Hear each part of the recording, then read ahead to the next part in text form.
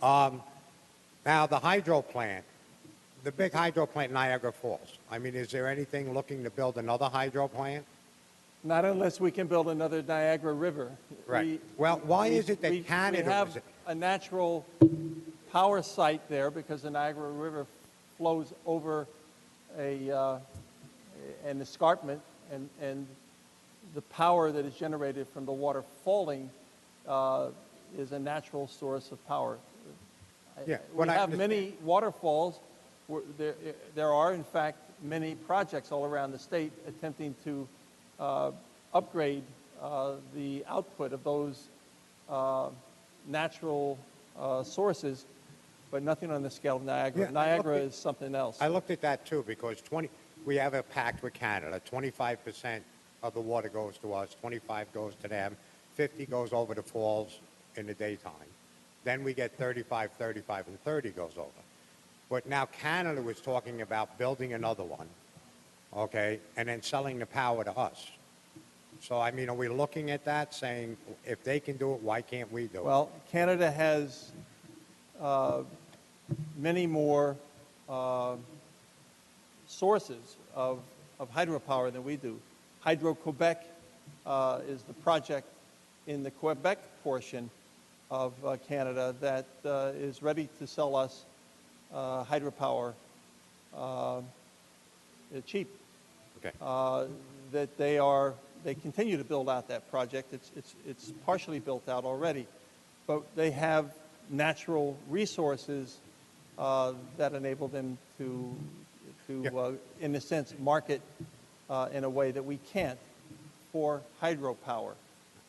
But that doesn't mean that we shouldn't take advantage of the fact that we have great acreage of flat roofs, such as the one that was mentioned before at the Claire Rose facility in Bellport. We have vast amounts of flat roofs waiting for solar in Queens and in Brooklyn, in Nassau, in Suffolk, as well as across the face of the whole state. Well, you understand my concern. I mean, when we're paying 10 cents per kilowatt, and you can call it upfront cost where we're going to be paying 3 times that, all right, which is going to increase the cost on the county, increase the cost on the towns, increase the cost on the schools, increase the cost on businesses, increase the cost on non-for-profits. I mean, the bottom line is the price of electricity on Long Island, we're getting strangled. Well, what is the cost of not taking action, well, not moving forward with an initiative to meet this omnipresent threat?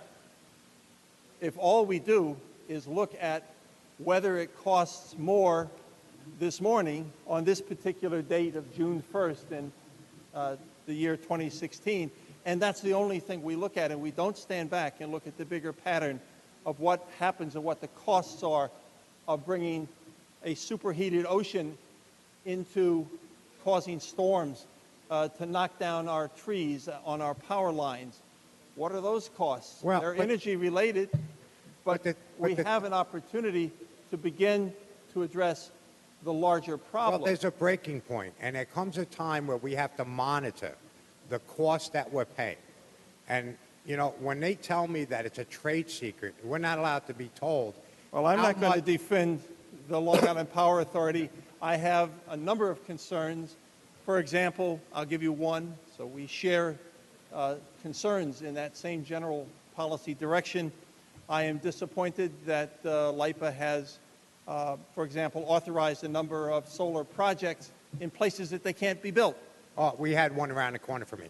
But my problem is, you have to understand, if we're not controlling what we're paying for this, if we can't even know what we're paying for this because they're saying it's, companies are saying it's a trade secret, my concern is the taxes are so high now, and the cost of electricity has a direct impact on the cost of living on Long Island. All right, so I have grandparents that have to visit one child in Florida, they have to visit another child in Georgia because they can't afford to stay here, right? I have people that are retired that are being told you have to sell your house because you can't afford to live in it anymore. The costs have just gone through the roof. You know, I'm lucky my children are still there, but I don't know how long they're going to be able to hang in. And my biggest problem is if we keep driving up the cost of electricity, right? We're drying up jobs. We're drying up. This actually, I heard you describe how it is actually creating lots of jobs. Look, please take and sharpen your pencil and look at what the real costs are. The real costs of not taking action far exceed the costs of moving forward.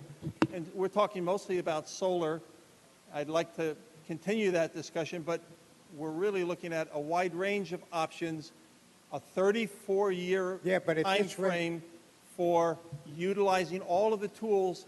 I'll give you one tool, for example, that I don't see very much in use on Long Island, which offers great potential, and that is to use solar on the roof to drive a motor to pump groundwater, which comes up with the ambient temperature of the air, and then you can heat it or cool it to useful temperatures for your home. Hardly anybody uses heat pumps. My problem is Mr. Graff, your time is up. You can nobody's come back going to. for a second. 2 seconds. Nobody's going to be here to Mr. pay Graff, for your it. 15 minutes are up. Mr. Lopez? Thank you, Al. Thank you, Madam Speaker. Will the sponsor yield? I yield. So thank you. And I just, again, we've had this discussion in the chamber. We have different members here, but the discussion continues. And this issue is a vital issue, but I just wanted to address with you the tenor of the legislation, and if I may. So I just want to test a few things out on you. So as I look at the legislation, we talk about setting limits. We talk about compliance. We talk about mechanisms for assuring compliance. And in my mind, it strikes me as a top-down approach that doesn't really give the opportunity for the potential participants to be part of a solution. I don't know if you catch what I'm driving at. I do. I think I understand your concern. Let me just speak to it in the hope that I might be able to reassure you. One of the things that the legislation calls for example, is demonstration projects. I've already mentioned in speaking with Assemblyman Graff, briefly I mentioned the concept of having solar on the roof, driving a motor that pumps groundwater into the home or business or apartment using geothermal energy.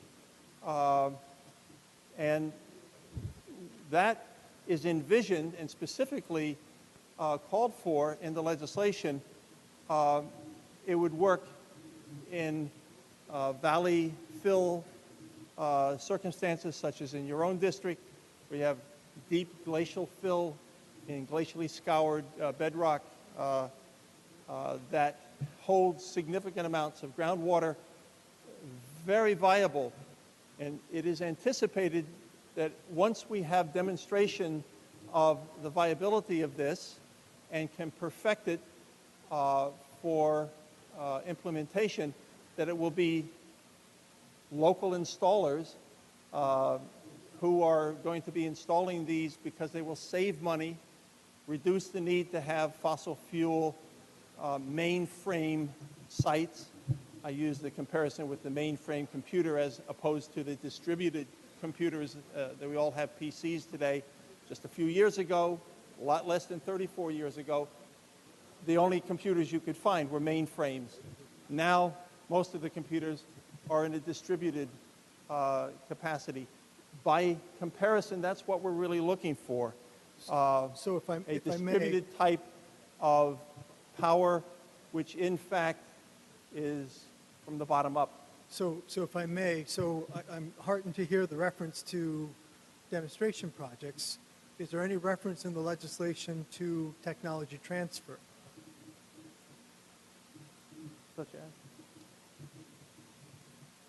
Yeah, we're talking about, for example, $24 million for climate initiatives in the next Environmental Protection Fund budget.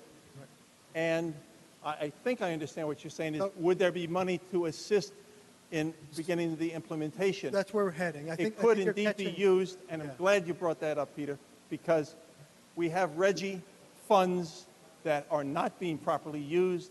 It would be a perfect way to put RGGI funds into operation So- and to help lower the costs of those early pioneers in each of our communities who dared to take the blueprint from a demonstration project and implement it. So what I'm driving at, I'm going back to the tenor of the legislation itself. So the legislation is very heavy, and for lack of a better phrase, and I'm not looking to overgeneralize because you've highlighted some sensitivities, and I know you, I know where your heart is, but the legislation itself sets the tone. So the legislation, as I look at it, is heavy on tax, fine, regulate, agency regulation for driving change versus incentivize and assist, enable. You follow where I'm driving? Just I build- really build on would it. ask you to take another look. I think you've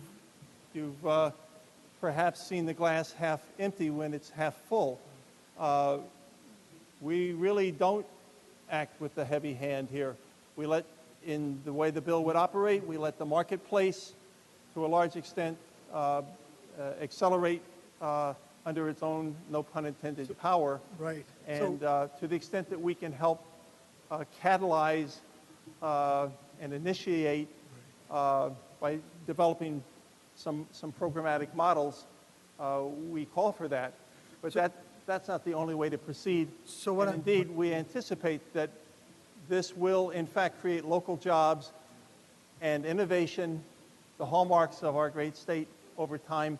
Will continue to help guide our destiny. So again, I appreciate the sentiments that you're expressing. You're absolutely correct, and I don't look at the glass half empty. I look at the glass half full. But I do look at the structural framework. So we have philosophy, we have intent, but we also have the legislative statutory framework. So an old professor of mine made reference to New York State law as Swiss cheese.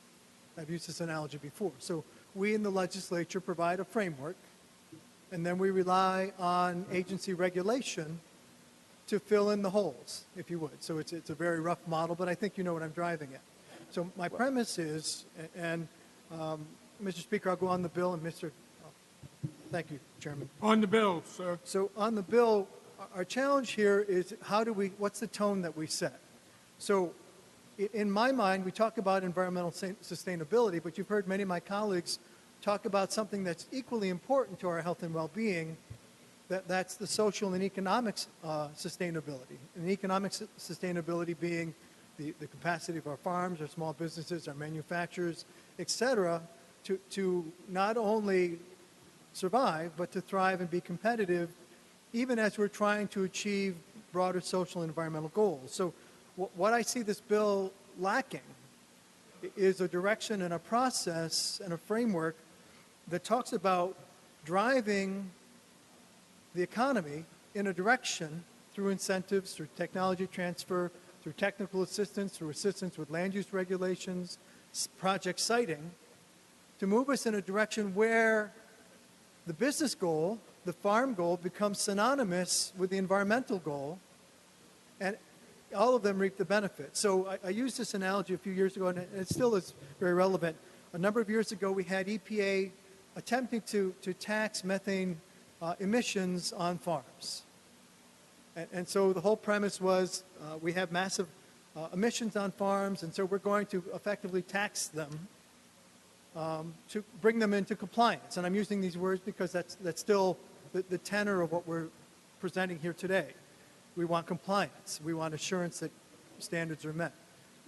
And so my standing question would be, in that analogy, what would it take for EPA to turn that around and incentivize the private sector by providing a grant, offering a methane digester to an individual farm or farmer, allowing them to harvest the methane gas, spin a turbine, generate electricity on the farm, have organic manure as a byproduct for fertilization on the field and reap the benefit of the lower cost energy while meeting an environmental standard and benefit.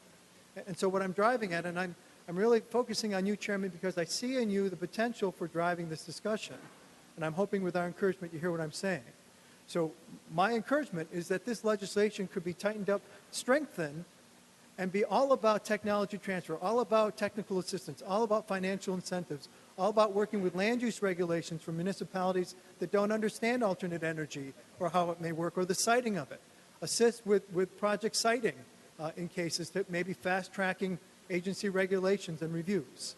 So I do look at the glass half full, but I understand the issue of you can't get too far ahead of the people you're trying to lead. They have to have some ownership. So I'm respectfully suggesting, with the right framework, us laying out the Swiss cheese, setting the tone for the agency so that they know they're not coming in as master controllers, but partner enablers.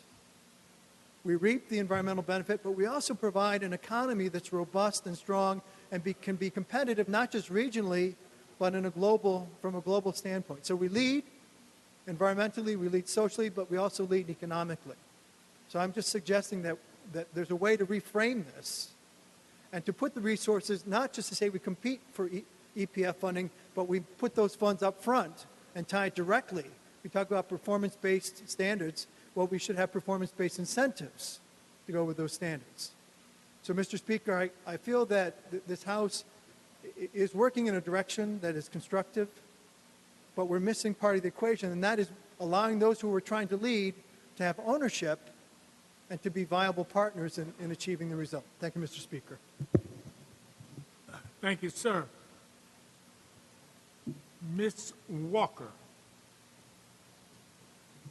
Thank you, Mr. Speaker. On the bill, On the bill, Ms. Walker. I would like to just say that I've had an opportunity to listen to the debate on this very important issue, and some of the concerns that have been raised I find particularly troublesome. I represent a neighborhood and a community in Brooklyn, which is the subject matter of the BQDM, the Brooklyn Queens Demand Management. And we understand that the electric grid in this area is severely compromised. Compromised so that Con Edison has to turn down power into my neighborhood during peak hours. So much so that it was turned down where we had to lose the operation of an elevator in a hospital, where that hospital almost had to be evacuated. When we lose power in our community, we lose the opportunity for elevators to work in many public housing developments. So when we hear on the news about so many seniors having to walk up 18 flights of stairs, such as my mom when we lived in Glenmore houses, we don't think that this is an issue of climate change, that this is an issue that we are being irresponsible in our actions as we relate to our environment. But it doesn't appear to many people that when those elevators are broken, that we have to do what we have to do to have more responsible usage on our climate and on our electricity. So I am honored to be able to read in this bill that we have plans to be 50% renewable by 2030, that there are plans to be 80% renewable by 2050, and hopefully we can even get to a point where we are at 100% renewable reliance. More so than that, as the chair of the Subcommittee on Renewable Energy, also a Pace Law student, environmental law is something that's very important to me. And we don't think about this as an issue of environmental justice against communities that are economically disenfranchised, economically disadvantaged, racially and ethnically discriminated against. But economic justice is also an issue to these particular communities, a community that I am a member of and also a community that I represent. But I am proud today to see that this is going to be an investment in workforce. It's going to be an investment in our families. It's going to be an investment in our communities.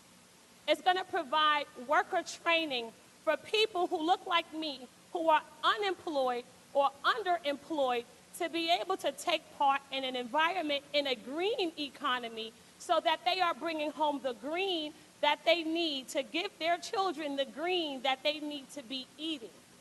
So I am honored today to be able to participate in this very interesting conversation.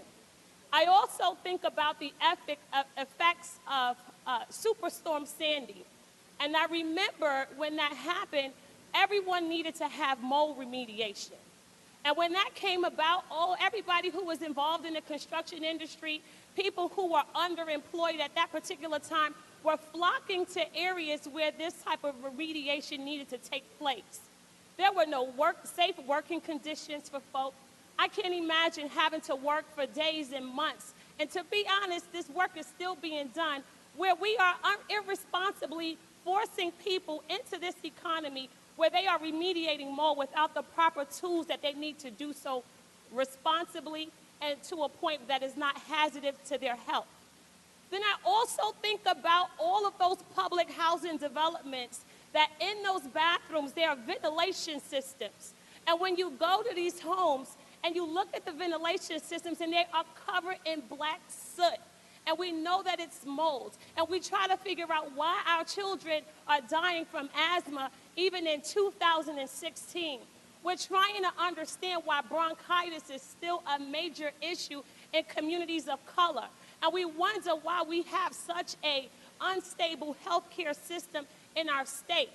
But I am here to tell you that the way that we look at our climate has a major impact on the healthcare and the needs of our children and our families.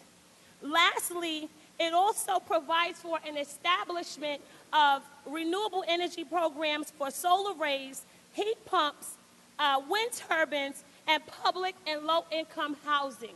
And we always talk about the fact that public housing is something that should not be funded. But I tell you today, and I test you to say, if we can invest in our public housing developments as a renewable energy project, we will, number one, reduce the impact that it's having as it relates to our funding resources, but also provide the type of responsible housing that we need to be participating in as well.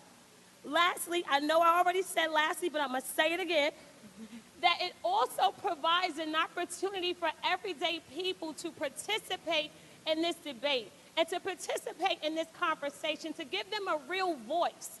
People all over the city want to put solar panels on their homes, but I'm concerned about the idea that there may be some predatory lending opportunities that will present its ugly head.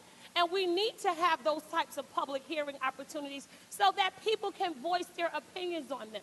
Everybody is looking for a way to save money on their bills. Let people have opportunities that they can afford to be able to put these panels on their homes. So again, I congratulate the sponsor of this legislation.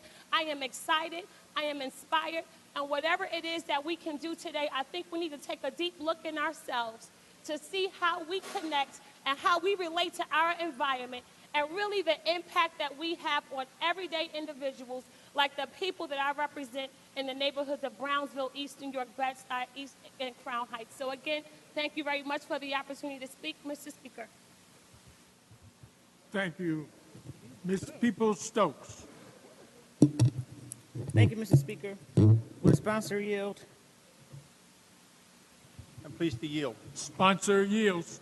Thank you very much, Mr. Engelbright. As you know, earlier this year and many years before, including when our former colleague Ruben Diaz was here, this House in particular has always paid very close attention to environmental justice. And we've passed legislation that we thought really kind of dealt with that as an issue for all state agencies. And clearly, you know, climate change has an impact on state agencies as well, and a lot of this is about workforce. So how are we ensuring that the environmental justice piece that's mentioned in this piece of legislation is related to and or attached to the bill that we passed just a few weeks ago that deals with environmental justice? I'm glad you asked the question because environmental justice is a key component of our ability to have a future. Environmental justice that is not utilized as a concept when we build new housing and plan to enlarge our existing communities is a formula in this accelerated atmosphere of heat for chaos. We can't continue to impose injustices and inequalities upon different parts of our state. We're all in this together, and we have to have some equality. And so we reference your bill, and it is a key leverage point for having optimism going forward, in my opinion, for job training and the creation of the kinds of industries. One thing that hasn't been mentioned here, I'll mention it, is insulation. We're not just talking about the need in this bill to utilize existing energy sources or renewable sources, but also to inspire and encourage existing housing to be properly insulated. That, in combination with the distributed power sourcing, such as you will get with solar arrays on the tops of individual buildings, will give us the kind of equalization, if you will, of opportunity to avoid the kinds of catastrophes that were just described to us by Assemblywoman Walker, where hospitals are threatened with closure and citizens are given a terrible time just to live in their homes. So I'm comfortable with the implementation of environmental justice here, particularly being that it referenced the previously passed bill. But could you tell me a little bit how it interfaces with the disadvantaged community or disadvantaged advisory council? Let me just first say that the effective date, just to close a conceptual thought from a moment ago, the effective date of this bill is tied to the enactment of your environmental justice bill. They are intricately linked even to the point of the enactment dates. We have an advisory group that is anticipated to be put into existence when this bill becomes law, in which disadvantaged communities are defined within the bill to mean communities that bear the burden of negative public health effects, environmental pollution, particularly identifiable impacts of climate change, and those communities that contain certain negative health effects and socioeconomic criteria. So there's a definition that triggers in the bill a report that the agencies have to make to apprise us of their findings. Okay, so if you don't look, you don't see. The bill asks us to look and to see and to report so that we can begin to respond effectively. The disadvantaged communities group would work with the environmental justice groups specifically. Okay. So I'm just going to assume that all of this information, quite frankly, should be available in our state health department as to where the most health impacts are as it relates to the environment, be it climate or otherwise. And so, yes, I believe that is correct. Thank you very much for your response, Mr. Chairman. Mr. Speaker, on the bill. On the bill, There is no question at all, in most reasonable minds, that there is a negative impact on our climate as a result of how we have been treating and misusing our environment. And so the thought that people would come together and put together a proposal for New York State, because, you know, we really can't deal with what everybody else is doing, but we know that we have a responsibility to protect the health and the welfare of the people who live in the state of New York. I think that this bill begins to take that into consideration, and I actually look forward to its implementation. And I hope that that implementation happens sooner than later. There are a lot of people across the country and quite frankly across the world who are talking about how we can begin to find a renewable source of energy that's not damaging to the environment. Is there a lot of energy available? God gave us a lot of opportunities to use a lot of things as humans. Some of it can't be immediately used because it would have a negative impact on the environment. We know what some of those things are. The sun is not one of them. And so I think that whatever we can do to use the sun as a renewable energy source, we should be doing that. There's a lot of conversation about what's going on in Buffalo as it relates to the solar city manufacturing plant. But the opportunity for, once we get past the minutia, the opportunity for, this plant to grow not just in creating jobs, but providing for sustainable energy, not just in the state of New York, but across this country, is huge. And I think it's one that we must pursue with vigor. And I think that this legislation helps support the need and the desire for many people to have access to solar energy. I know for a fact that the National Grid company, which provides electricity in the city of Buffalo right now, is entertaining the thought of actually putting solar panels on low-income families' homes and allowing them to reap the benefits of that by not only reducing the price of electricity in their homes, but also allowing them to have extra access resources. Now, this is huge because, as you know, there is a growing medical corridor in the Buffalo community as well. Right next door to it is one of the most generational, low-income communities in the city. It's called the Fruit Belt. And this is where people are right now going through the community, identifying families who are willing, who have south-facing windows, of course, roofs, and roofs that are in a condition where you could put a solar panel on it, and putting the panels on their homes. And so, again, this legislation is appropriate for us to be taking up at this time. Everything about our society is going in this direction, and I don't think that we should take the slow road to make our environment better through our climate. As a matter of fact, we should speed through this with the best results we can get, being very cautious about the process, but we should move it forward because there's some young people following us who need to grow up in safe, sound, clean environments, and it's up to us as adults to make sure that it happens. So I want to commend the sponsor for introducing this legislation. Thank the people who worked on it, even though they worked in a silo at times. I'll make that public because I've already told them that personally. But I think this is a good move for us to be doing, and I look forward to the opportunity to vote yes. Thank you, Mr. Speaker. Thank you, Assemblywoman. Ms. Lifton. Thank you, Mr. Speaker. On the bill, Ms. Lifton. I'd like to commend the sponsor for this excellent and very important bill. In New York State, we have some very good goals, just mentioned by my colleagues. We have many programs that are beginning to bear fruit, a lot of programs for solar and many other wind and other incentives. But I think it's very important, given the gravity of the threat we're facing, that we actually have a blueprint, a plan.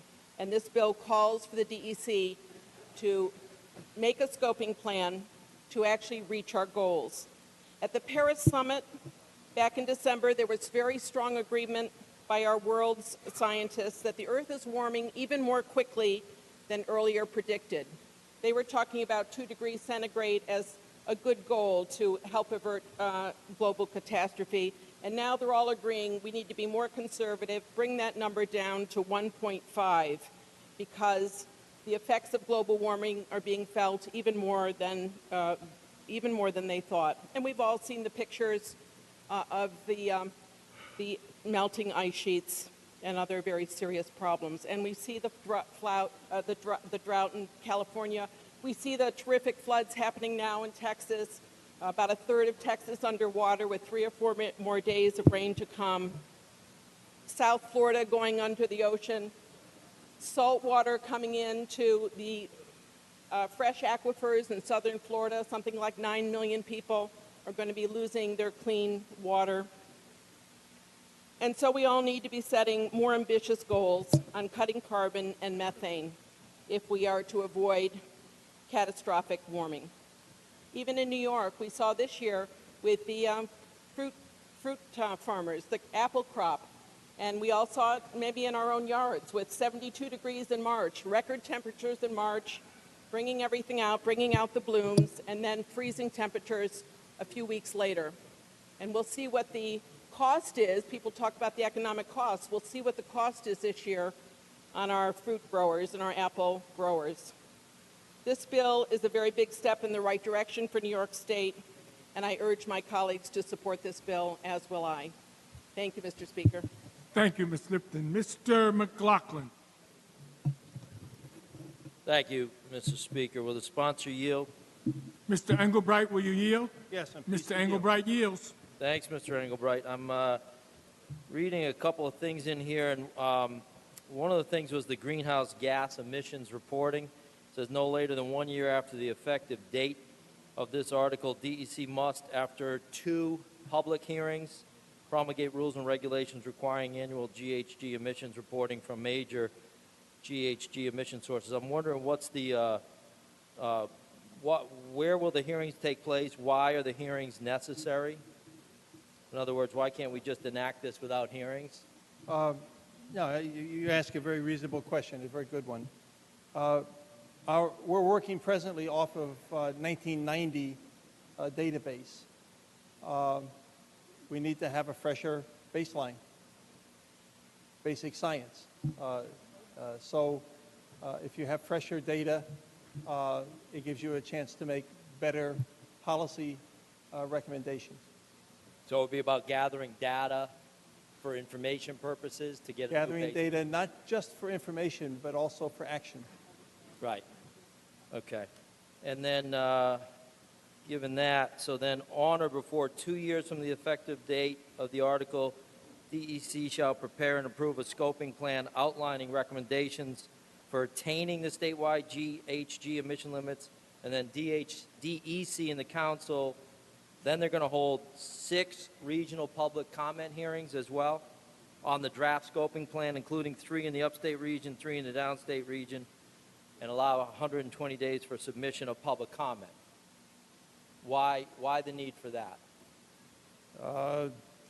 We're basically trying to reach into all the corners of the state. In terms of where the hearings would be held, I don't think we've determined that yet, but geographically they would be dispersed. You wouldn't have them all taking place in Albany. Right. So the hearings are important to gather information and data and get a baseline on climate change and emissions, right? Yes? Okay. Right. So would you contend that the hearings are obviously needed and important? Would they also be needed and important in Hoosick Falls, where my people are drinking water that's poisoned and tainted